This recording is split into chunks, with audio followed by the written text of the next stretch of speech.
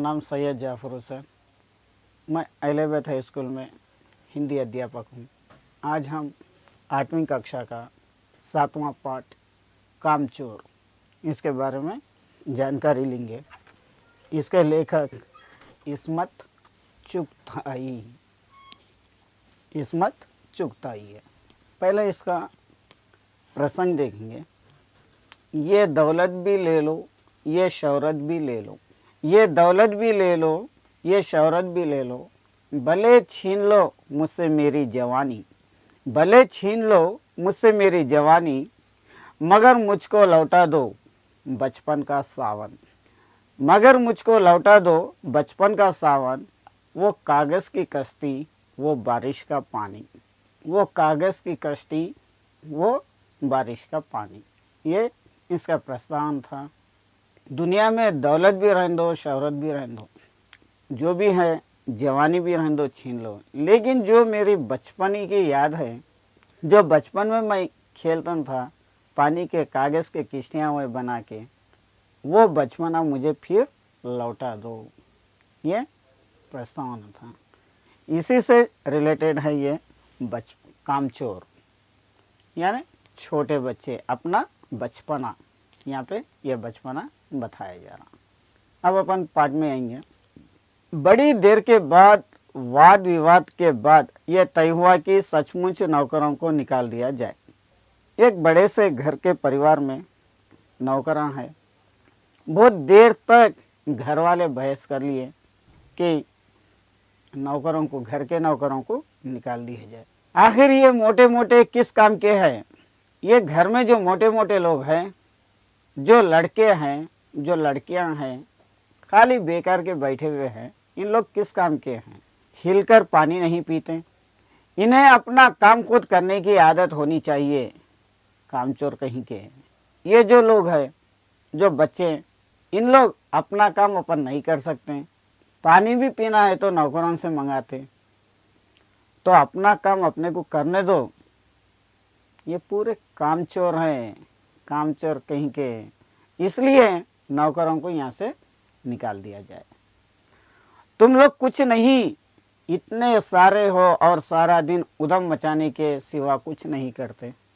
तुम लोग खेलेंगे, कूदेंगे, खाली उधम मचाएंगे, लेकिन अपना काम अपन नहीं करेंगे।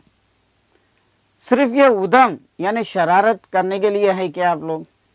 और सचमुच हमें ख्याल आया कि हम आखिर काम क्यों नहीं करते। अब ये घर में है तो लड़के लड़कियों को सही भी ज़रा ख्याल सोच में पड़ गए कि आखिर अपन काम क्यों नहीं करते। हिलकर पानी पीने में क्या खर्च होता है? अगर से हम जाके अपनी खुदी से अपन पानी पीने से क्या नुकसान हो रहा। इसलिए हमें तुरंत तो हिल हिलाकर पानी पीना शुरू किया। इसलिए हम फौरन क्या करें, पानी पीने के लिए चले गए। हिलते हिलते, हिलना झुलना करते हुए पानी पीना शुरू करें। हिलने में धक्के भी लग जाते हैं। और जो पानी पीने के लिए जो हिलते जा रहे हैं सब जने, उसमें एक दूसरों को धक्का मुक्की भी हो रही। हर हम किसी के दबेल तो नहीं कि कोई धक्का दे तो सह जाएं। हम इतने कमज़ोर नहीं है कोई अपने को आके धक्का मारे तो खामोश बैठ जाने के लिए। उन्होंने धक्का मारा तो हम भी उसको धक्का मार रहे थे। लीजिए, पानी के मटकों के पास ही घमासान युद्ध हो गया। अब यहाँ पे नौकरा निकल गए, नौकरों को निकाल दिए और पानी पीने के लिए ये सब लोग चले गए। अब पानी के ने घमासान युद्ध शुरू हुआ। उन्होंने पानी लेने में इसको झटका लगा, इन्हों पानी लेने में इसको झटका लगा, इन्हों उनको मारे, इन्हों उनको मारे। यहाँ पे शुरू हो गए लड़ा। सुरायाँ उतर लुढ़की। अब सुरायाँ पूरे खाली हो गए, लुढ़कना शुरू हो गए। मटके इधर गए, कपड़े भीगे सो अलग। और मटके भी इधर उधर घूमने लगे, उधर इधर खाली फिरने लगे। यानी इन लोगों ने लुढ़का दिए तो मटके भी उधर इधर चले जा रहे हैं और कपड़े पूरे भीग गए। ये अलग ही है। ये भला काम करेंगे, अम्मा ने निश्चय किया। फिर माँ सोची, क्या इन लोग पानी करने जितनी गड़बड़ी मचा रही, क्या काम करेंगे? क्या करेंगे? कैसे नहीं? देखो जी, जो काम नहीं करेगा उसे रात का खाना हरगिज नहीं मिलेगा। समझे? काम इन लोग कैसा नहीं करते देखेंगे। जो लोग काम करते उनको ही रात का खाना है, जो लोग काम नहीं करते उन लोगों को रात का खाना बंद। ये लीजिए, बिल्कुल शाही फरमान जारी हो रहे हैं। देखिए ऐसे फरमान जारी हो रहे हैं, शुरू हो रहे हैं। हम काम करने को तैयार है, काम बताए जाएं। हमने दुआई दी, ठीक है, हम लोग काम करने के लिए तैयार है। क्या काम करना है बताइए जल्दी। लड़के माँ से पूछे। बहुत से काम है जो काम कर सकते हो। मिसाल के लिए ये दरी कितनी मैली हो रही है, आंगन में कितना कूड़ा पड़ा है, पेड़ों में पानी देना है। और भाई मुफ्त तो ये काम करवाए नहीं जाएगा, तुम सबको तनख्वाह भी मिलेगी। काम करने के लिए तो बहुत काम पड़े हुआ है। एक एग्जाम्पल के लिए, यहाँ पे दरी पड़ी हुई है, बहुत मैली हो चुकी, उसे झटकना है और धोना है। और आंगन में कितना की कचरा पड़ा हुआ है, उसे झाड़ना है, साफ करना है। और झाड़ा है पेड़ा, वो पेड़ों को पानी देना है। इतने सारे काम बाकी है। हाँ, ये कामों के लिए आप लोगों को फुकट में काम नहीं कराएंगे, मुफ्त में नहीं। इसके लिए आप लोगों को तनख्वाह भी दिया जाएगा और रात का खाना भी दिया जाएगा। अब्बा मियाँ ने कुछ काम बताए और दूसरे कामों का हवाला भी दिया। मालिक को तनख्वाह मिलती है अगर सब बच्चे मिलकर पानी डाले तो। अब्बा और थोड़ा काम बढ़ा के बताए और दूसरे कामों का भी हवाला दिए कि माली झाड़ों को पानी डालता, उसको तनख्वाह देते रहते, उसी की तनख्वाह आपको भी मिल जाएगी अगर बच्चे सब मिलकर पानी डाले तो। एहे, खुदा के लिए नहीं, घर में बाढ़ आ जाएगी। अम्मा ने याचना की, ये काम मत करो, खुदा के लिए ये काम मत करो। अगर से इन लोग पानी डालना शुरू करें तो घर में बाढ़ आ जाएंगी। अम्मा फरमाइश करें, ये एक आर्डर दिए। फिर भी तनख्वाह के सपने देखते हुए हम लोग काम पर तुल गए। तनख्वाह जो देते बोले, वो तनख्वाह की बात सुन के हम लोग काम पे लग गए। एक दिन फर्शी दरी पर बहुत से बच्चे जुट गए और चारों ओर से कोने पकड़ कर झटकना शुरू किए। और एक दिन ये जो फर्शी दरी बिछाई हुई है, वो दरी के लिए बच्चे पूरे एक जगह जमा हो गए और चारों तरफ से कोना पकड़ के उसे झटकना शुरू कर दिए। अब सब लोग नल पर टूट पड़े।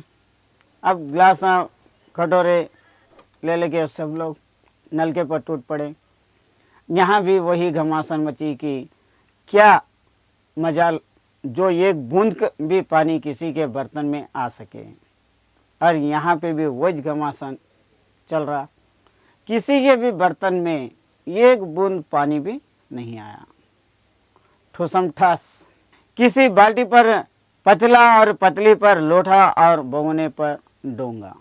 थोड़े जने बकीटा रखे, बकीटों के पर पितलें रखे और उसके ऊपर के लोटे रखे, उसके ऊपर डोंगे रखे। इस तरीके से एक के बाद एक रखते हुए आए। पहले तो धक्के चले, फिर कुहाइयाँ और उसके बाद बर्तन। पहले तो धक्के मार लेना शुरू करें, उसके बाद सोच लिए कि पहले के कि भगोने, उसके बाद बर्तन, उसके बाद ये। फ़ौरन बड़े भाइयाँ, बहनों, मामों और दामोदर मौसियाँ, फूफियाँ के कुमुज़ भेजी गई। फौज मैदान में हथियार फेंक कर पीठ दिखा गई। और फ़ौरन यहाँ पे बड़े भाई, बहन और मामू, मौसियाँ, फूफुआ, ये सब जने वहाँ आने लगे। फ़ौरन ये सब छोड़ दिए वहाँ पे और इन लोग फिर उन लोगों के तरफ चले गए। इसी दिंग मुस्ती में कुछ बच्चे कीचड़ में लुत्फ़त हो गए, जिन्हें नहलाकर कपड़े बदलवाने के लिए नौकरों की वर्तमान संख्या काफ़ी नहीं थी। इसलिए बच्चे पूरे कीचड़ में लुत्फ़त हो गए। और ये बच्चों को नहाने के लिए जो नौकरां पहले घर में थे, वो नौकरों की संख्या कम हो गई। पास के बंगले से नौकरें आए और 4 आने प्रति बच्चे के हिसाब से नहलवाने गए। और बाजू के घर से भी वहाँ के नौकरां भी यहाँ पे आए ये बच्चों को पानी नहलाने के लिए, और एक एक बच्चे को 4-4 पैसे के हिसाब से, 4-4 आने के हिसाब से इन लोग लेते गए। हम लोग कायल हो गए कि सचमुच ये सफाई का काम अपने बस की बात नहीं है, और ना पेड़ों को देखभाल हमसे हो सकती है, कम से कम मुर्गियाँ ही बंद कर दें। अब ये बच्चे समझ गए कि हम लोग तो बहुत बड़े कायर हैं, सचमुच हमसे काम नहीं हो रहा, पेड़ों को झाड़ पानी भी नहीं डाल सकते और सफाई भी नहीं कर सकते, कम से कम ये मुर्गियों को तो बंद कर देंगे। बस शाम ही से जो बस हाथ पड़ी लेके मुर्गियाँ हाँकने लगे, चल डूबते डूबे डूबे डूबे।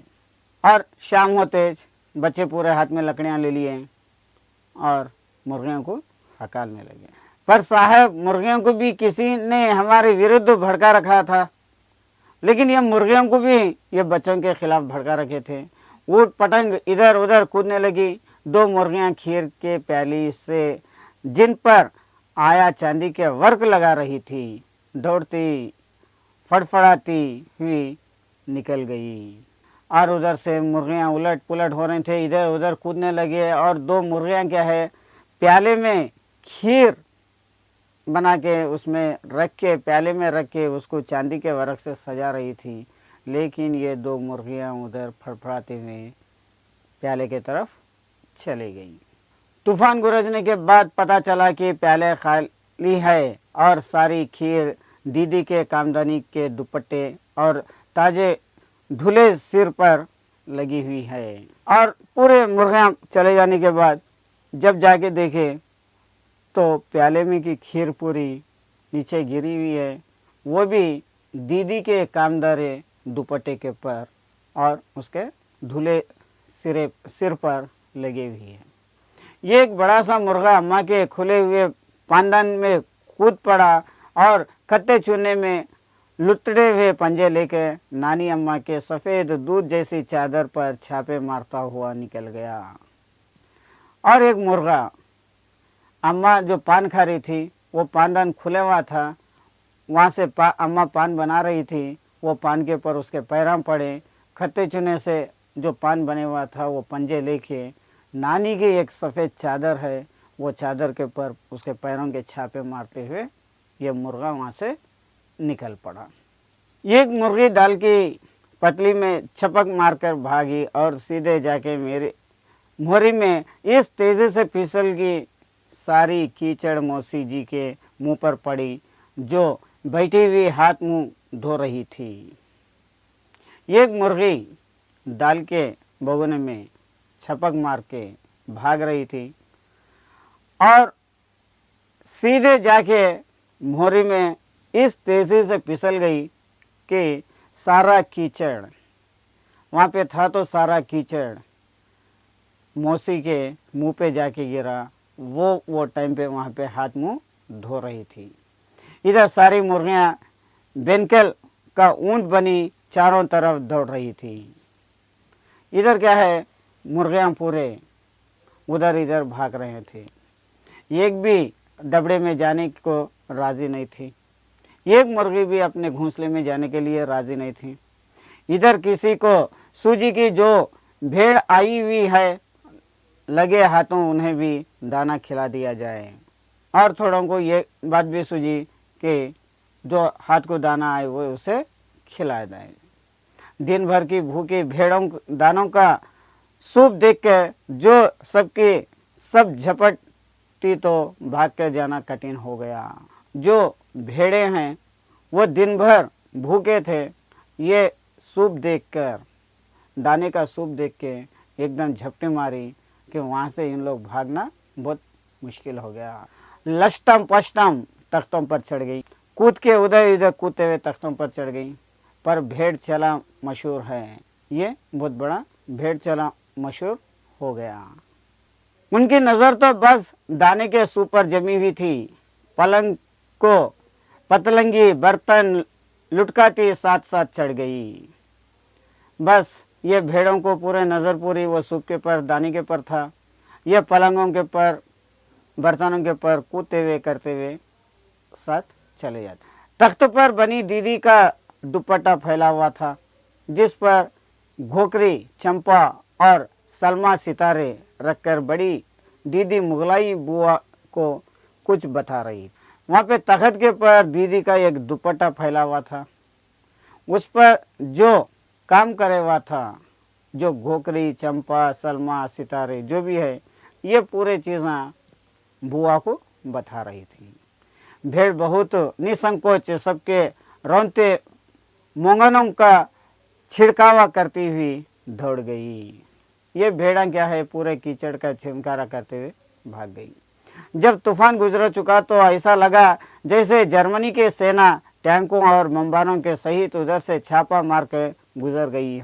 ये पूरे चले जाने के बाद जब शांत हुआ तो ऐसा महसूस हुआ कोई भारी तूफान आके अभी चले गया, या जर्मनी के लड़ाइयों के वक्त जर्मनी की फौज बमबारों के साथ बम्बा छोड़ के यहाँ से अब खामोश चले गई। इस तरीके से वहाँ पे महसूस हुआ। जहाँ जहाँ से सूप गुजरा, भेड़ शिकारी कुत्तों की तरह गंध सूंघती हुई हमला करती गई। जहाँ जहाँ से ये सूप जाते रहा, ये दाना जाते रहा, ये शिकारी भेड़ों ने कुत्तों की तरह सूंघते हुए उसके पर हमला करने के लिए चले गए। हज्जन माँ एक पलंग पर दुपट्टे से मुंह टांग से सो रही थी। इनके हज्जन माँ यानी दादी पलंग के पर दुपट्टे से ढांप लेके सो रही थी। उन पर से जो भेड़ दौड़ा तो ना जाने वो सपने में किन महलों की सैर कर रही थी। दुपट्टे में उलझी हुई मारो मारो चीखने लगी। जो ये भेड़ इसके ऊपर से भाग रहा था तो बेचारी हज्जन माँ जो ख्वाब देख रही थी होंगा, वो ख्वाब में से नींद में से उठ के मारो मारो बोल के चीख के पुकारने लगी। इतने में भेड़ सूप को भूलकर तरकारी वाली की टोकरी पर टूट पड़ी। और ये भेड़ क्या है, पूरा अपना दाने को छोड़ दे के वहाँ पे तरकारी वाली थी, वो तरकारी वाली की टोकरी पे टूट पड़ी। वो दालान में बैठी मटर की फलियाँ तोल तोल कर रसोई को दे रही थी। वो जो तरकारी वाली है वहाँ पे दालान में बैठ के मटर के फलियाँ तोल के जो रसोई था उसको दे रही थी, यानी बावर्ची को दे रही थी। वो अपनी तरकारी का बचाव करने के लिए सीना तान कर उठ गई। ये अपनी तरकारी को बचाने के लिए, ये जानवरों को मारने के लिए सीना तान के ठहर गई। आपने कभी भेड़ों को मारा होगा तो अच्छी तरह देखा होगा कि विष ऐसा लगता है जैसे रुई के तकिए को काट रहे हो या कूट रहे हो। तो ऐसा लग रहा कि तरकारी ये बकरियों को भेड़ों को मार रहे तो कुछ रुई के तकियों को ढुनक रहे थे। इस तरीके से यहाँ पे महसूस हो रहा था। भेड़ को चोट ही नहीं लगती। इन्हें कितना कि रुई के तकियों को मारे तो ऐसा मारे, लेकिन भेड़ को चोट नहीं लग रही थी। बिल्कुल ये समझ कर कि आप उससे मजाक कर रहे हो। ये भेड़ समझ रहा है कि उससे मजाक कर रही, खाली मार रही। उस तरीके से खामोश हो गई। वो आप ही पर चढ़ बैठ गई। जरा सी देर में भेड़ों ने तरकारी छिलके समेत अपना पेट भी कढ़ाई में झोंक दी। जरी देर में ये भेड़ा पूरे तरकारी के छिलकों के साथ पूरे कढ़ाई में से भी खा लिए। इधर ये प्रलय मची थी, उधर दूसरे बच्चे भी लापरवाह नहीं थे। इधर तो ये सब घमासान मच रही थी, उधर दूसरे तरफ बच्चे भी लापरवाह नहीं थे। इतनी बड़ी फौज थी जिसे रात का खाना ना मिलने की धमकी मिल चुकी थी। ये तो बच्चों की फौज इतनी थी कि उन लोगों को रात का खाना नहीं देते बोल के एक हुक्म भी जारी हुआ था। ये चार भैंसों का दूध दुहने पर जुट गए। अब क्या है, भैंसों से दूध निकालने के लिए चले गए। धुली भेदोली बाल्टी लेके 8 हाथ 4 थानों पर पिल पड़े।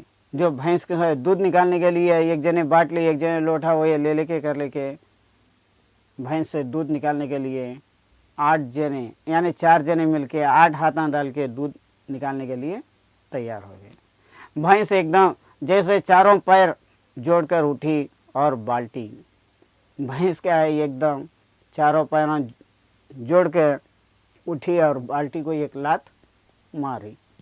तय हुआ कि भैंस की आगड़ी पिछड़ी बांध दिए जाए और फिर काबू में लाकर दूध दुहा लिया जाए। और इन लोग फैसला कर लिए कि भैंस को आगे और पीछे बांध देना और उसके बाद ये भैंस को काबू में लेके आकर उसका दूध निकालना है। बस झूले की रस्सी उतार कर भैंसों को पैर में बांध दिए गए और झूले की रस्सी लेके आए, फौरन दो पैरों में बांध दिए। पिछले दो पैर चाचा जी के चारपाई के पायों से बांधे, अगले दो पैरों को बांधने की कोशिश जारी की थी। भैंस चिकनी हो गई।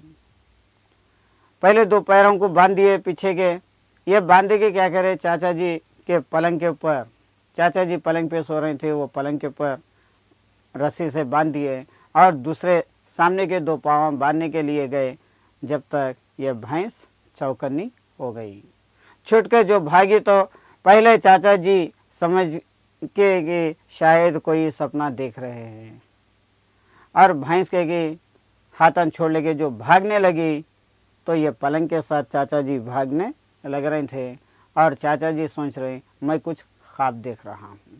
फिर जब चारपाई पानी के ड्रम से टकराई और पानी उछल के गिरा तो समझे कि आंधी तूफान में फंसे हो।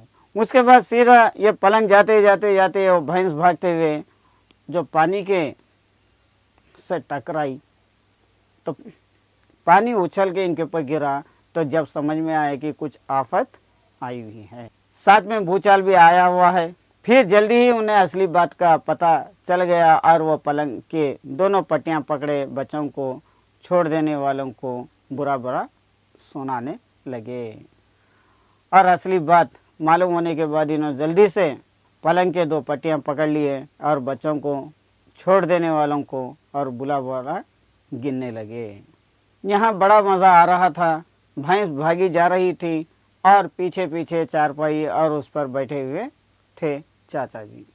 और यहाँ पे और ज़रा मज़ा आ रहा था कि भैंस भागते हुए जा रही थी, जो पलंग को लेके भाग रही थी, और पीछे पीछे ये चारपाई जो पलंग है वो जा रहा था, उसके ऊपर बैठे हुए थे चाचा जी।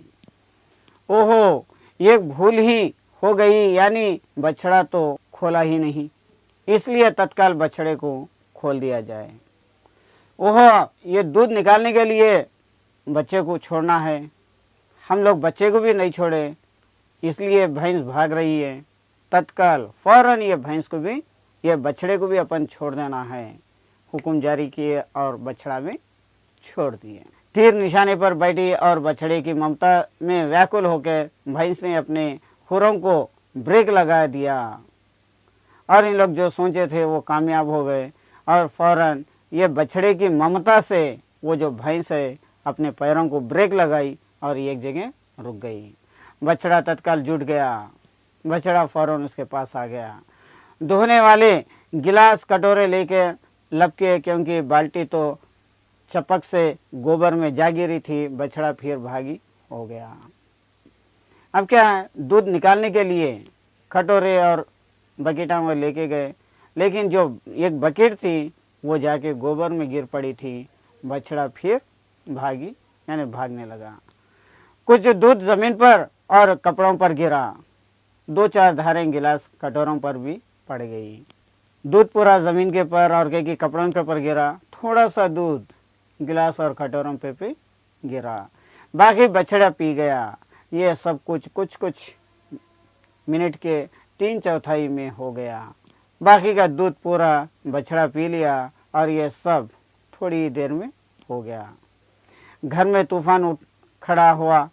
ऐसा लगता था जैसे सारे घर में मुर्गियां, भेड़, टूटे हुए तसले, बाटलियां, लोटे, कटोरे और बच्चे थे।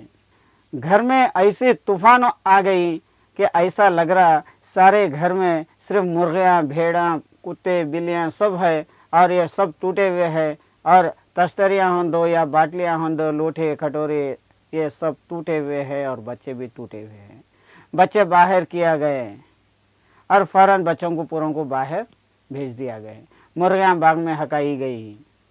मुर्गियाँ क्या है, अपने अपने जगह उसे भगा दिए गए, यानी पिंजरे में बंद कर दिए गए। मातम सा मानती तरकारी वाली के आंसू पहुँचे गए और अम्मा आगरा जाने के लिए सामान बांधने लगी। और क्या है, मुर्गियों को अपने अपने कटोरी में बंद कर दिए और तरकारी वाली जो रो लेते हुए ठहरी थी उसको भी पैसे दे दिए। ये सब होने के बाद इनके अम्मा अब उनके माँ के पास जाने के लिए यानी आगरा को जाने के लिए उन्होंने सामान बांध ले रहे थे। या तो बच्चे राज कायम कर लो या मुझे ये रख लो, नहीं तो मैं चली मैके, अम्मा ने चुनौती दे दी। चाहे बच्चों को उनका राज कायम कर लो यानी खामोश बिठा दो, या नहीं तो मुझे छोड़ दो, नहीं तो मैं मेरे मायके को चले जाऊंगी। बल्कि अम्मा इनको एक चुनौती दे दी। और अब्बा ने सबको कतार में खड़ा करके पूरी बाटलियों का कोर्ट मार्शल कर दिया। क्या है, यहाँ पे सब जनों को, सब बच्चों को एक लाइन में खड़ा कर दिया इनके अब्बा यानी पिताजी, और सबको मार्शल पोर्ट कर दिया गया यानी भगा दिया गया। अगर किसी बच्चे ने घर की किसी चीज़ को हाथ लगाया तो बस रात का खाना बंद हो जाएगा। अब यहाँ पे उल्टा फरमान आ गया, अगर से कोई भी बच्चा अगर से कुछ काम के लिए हाथ लगाएगा तो उसका खाना रात का बंद। पहले तो काम नहीं करे तो उनको खाना बंद था, अब इन लोगों के हरकतें देख के अब जो हुक्म जारी हुआ कि कोई भी अगर से बच्चा हाथ लगाया काम के लिए तो उसका खाना बंद हो जाएगा। ये लीजिए, इन्हें किसी करवट शांति नहीं। हम लोगों ने भी निश्चय कर लिया है कि अब चाहे कुछ भी हो जाए हिलकर पानी भी नहीं पीएंगे। लीजिए, पिताजी का हुक्म कैसा आ गया, इन्हें तो करवट बदल दी। अब हम लोग तो ये फैसला कर लिए कि हम हिल के भी पानी नहीं पीएंगे, पानी नौकरा लेके आके देंगे, पानी पीएंगे, जो भी काम है नौकरा करेंगे, हम खामोश बैठे हुए रहेंगे। ये इन लोगों का फैसला था। ये था पाठ कामचोर, ये पाठ कामचोर था। आज के लिए ये पाठ यहाँ पे समाप्त हो गया। कल दूसरा।